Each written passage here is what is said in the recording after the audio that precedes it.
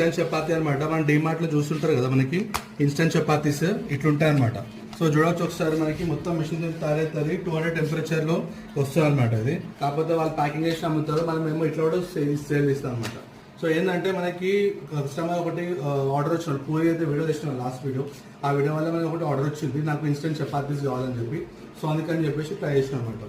So ఇది కూడా super duper hit అయింది అనమాట చపాతీస్.